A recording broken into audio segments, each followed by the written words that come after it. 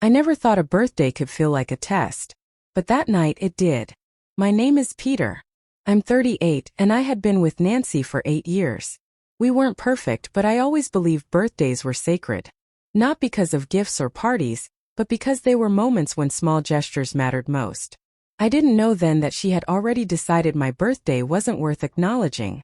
The day started normally. I woke up early, made coffee, and sat by the window watching the city wake up. Part of me expected a message. Just a simple happy birthday, love. My phone stayed silent. I told myself she was busy. Work had been intense lately, and I wanted to be understanding. But as the hours passed, the silence stopped feeling accidental. It became heavy, uncomfortable. By noon I sent a playful text. Guess what day it is? Nothing. No reply. No emoji. No teasing response. Just nothing.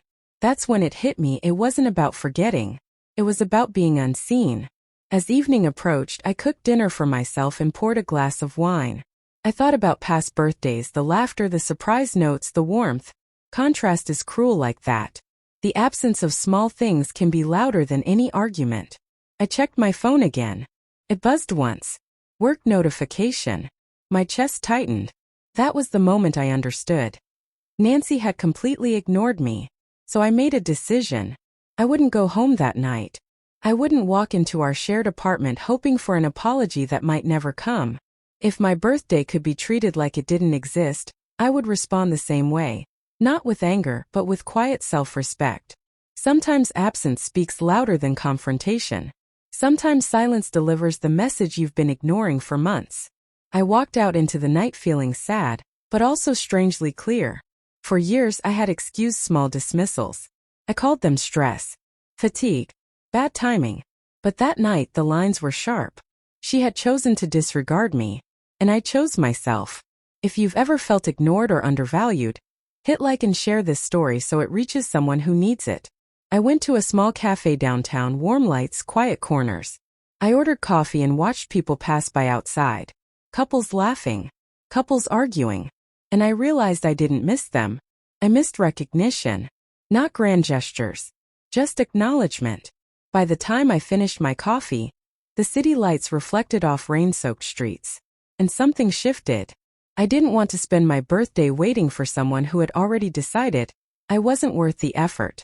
That realization hurt, but it also freed me. Later, I passed a park and caught my reflection in a puddle. You're standing tall, I thought. You're not begging for attention. And for the first time in a long while, that felt powerful. Comment below if you've ever felt invisible to someone you loved. Let's talk about it. I ended the night at a quiet diner and ordered a slice of chocolate cake. I savored every bite.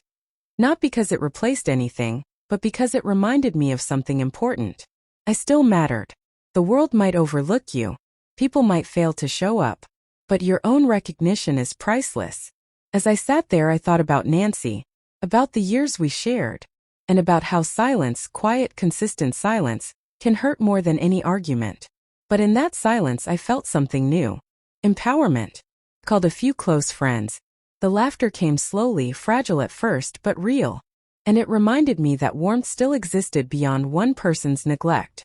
Later, walking by the river, I watched the lights shimmer on the water. We tie our worth to other people's attention far too often.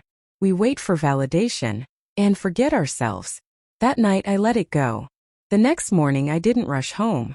I sat with my coffee and realized the birthday hadn't been ruined. It had revealed something. Respect must be mutual. Later that week I finally called Nancy. Not angry, not accusing, just honest. I felt invisible on my birthday, I said. And it hurt. There was a pause. The kind that says everything. We talked not about blame but about recognition. About effort. About care.